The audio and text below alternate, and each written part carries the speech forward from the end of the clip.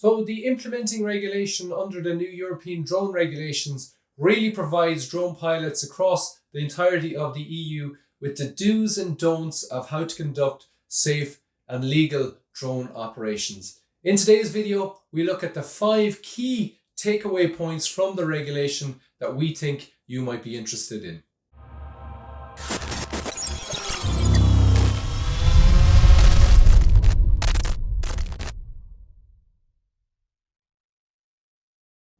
Hi guys, and welcome back. It's Mark here from Safe Drone Academy. And in today's video, we wanted to look at the implementing regulation. Now you might recall that the implementing regulation is basically the new European drone regulation that outlines the do's and the don'ts basically of how to conduct safe and legal drone operations throughout the entirety of the EU. Now the document itself currently stands at 27 pages long, and there's a lot more to come. So there's a lot of detailed information in there. So today's video, we wanted to look at the 5 key areas, or the 5 areas we think will be of most interest to operators like you out there. So it's a bit of a meaty and lengthy video, but we do think the information is quite interesting, so please do bear with us. Now, the 5 areas that we wanted to look at are basically the categories of operation the regulation introduces, the idea of cross-border operations, how the regulation deals with training and registration, and basically how the regulation deals with legacy issues. So legacy issues being legacy permits offered under national regulations and the legacy drones that don't meet the technical requirements of EASA's other regulation, the other European regulation, the Delegated Act. So we do think that there's some good information in there, and hopefully you'll enjoy the video. Now, the first area we wanted to look at today was the categories of operation that the regulation introduces. And they are namely the open category, the specific category, and the certified category. And broadly speaking, these 3 different categories are delineated by the complexity of the operation and the risk level. So the open category allows for the most simple and lowest risk of operation. The specific category allows for more complex operations that are maybe medium risk. And then the certified category is reserved for the most complex of operations that have the highest risk. So the open category, again, defined by simple and low risk operations. Basically, if you can fly your operation, visual line of sight, below 120 meters above ground level, and with a drone that weighs less than 25 kg, there's a good chance you'll be able to operate in the open category. And when you can operate under the open category, you basically need no permission from your national authority to go and conduct your operation. You just follow the basic training requirements that the category requires and the registration requirements, and you can conduct your operation.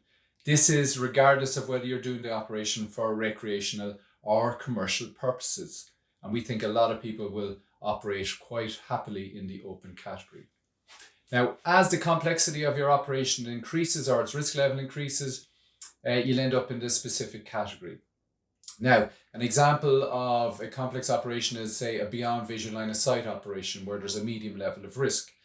When you need to operate in the specific category, there's a requirement on you to prove your competence as an operator, your procedures are good, that your remote pilots are competent, and that the drone you're using is capable. And there's mechanisms through which you must prove this to the national authority. But when you do prove it, you'll be given a very specific authorization to conduct that particular operation you want to do.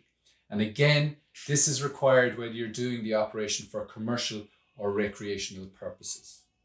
Finally then, the certified category has already been described by EASA as a category that if you want to conduct drone operations that require the carrying of dangerous goods or passengers, or you want to operate drones over gatherings of or assemblies of people, or the risk level has been described as being so high that you need to operate in the certified category, well then you are stuck and you must meet the requirements of the certified category.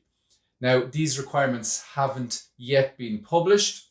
The regulations for the certified category are not yet published, but we can expect that they will be very similar to the type of regulations that are found in manned aviation today.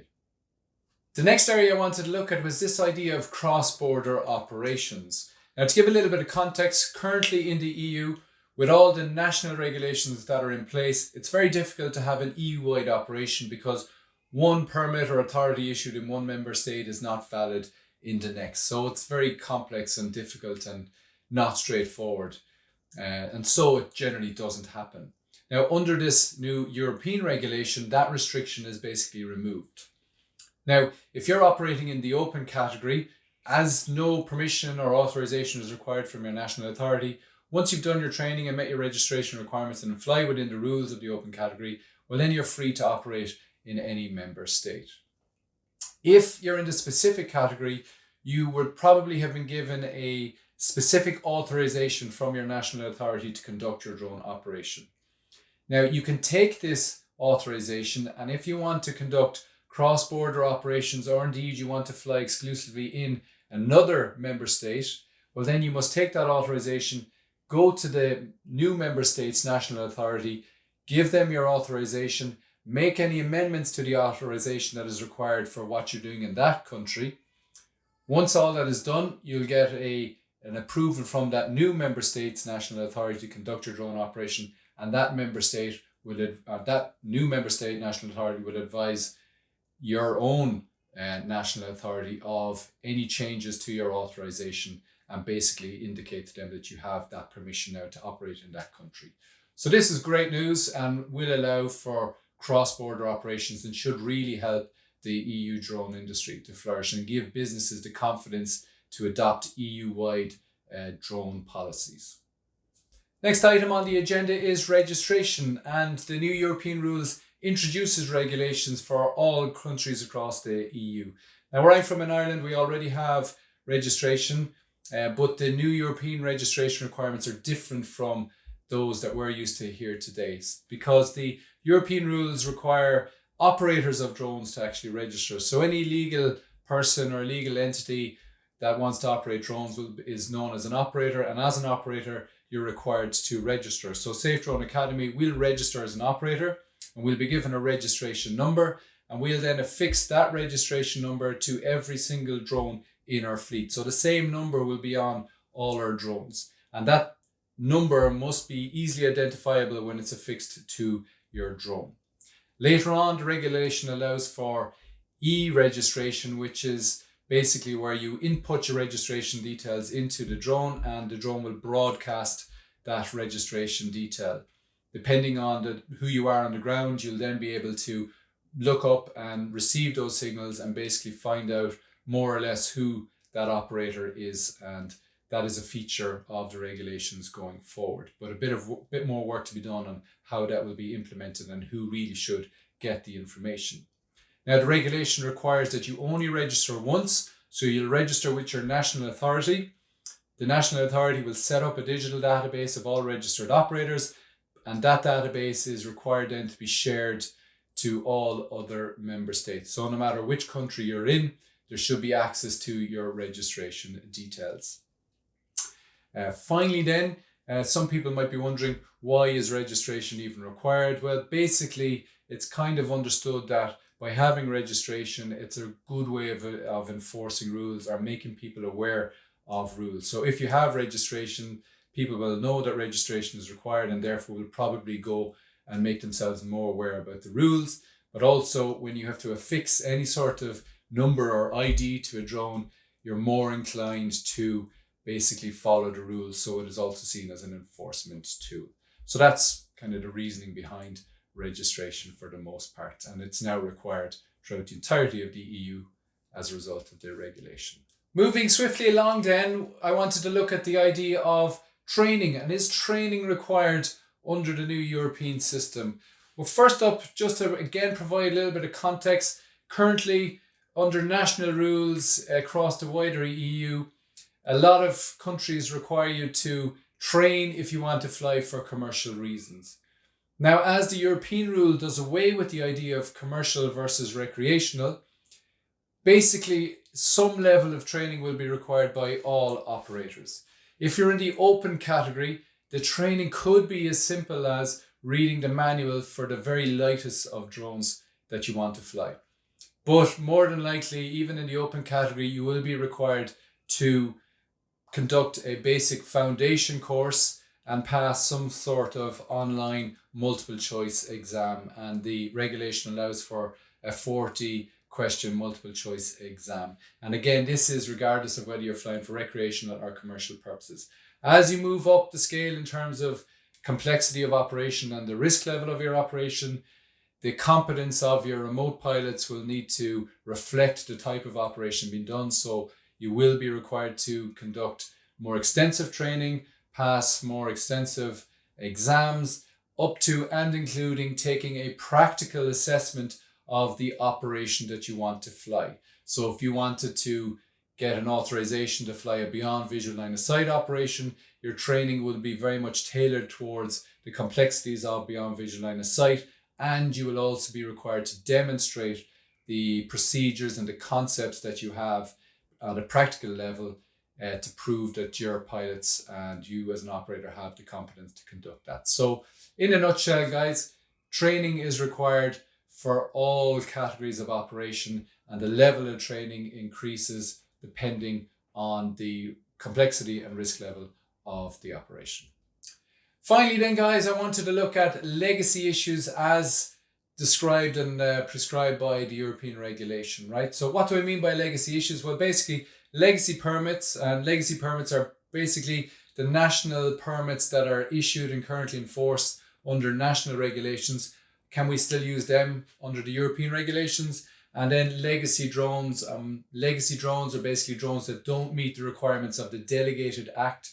And you might remember the Delegated Act outlines the technical specifications that drones must have if they want to be used in Europe going forward. Okay, now the first issue, legacy permits. Can we continue to use our legacy permit that has been given to us under national regulations? Yes, you can until the 30th of June 2021 if it doesn't expire before then. Once your permit expires or you reach that date of the 30th of June, you must convert that national permit across to the EU standard.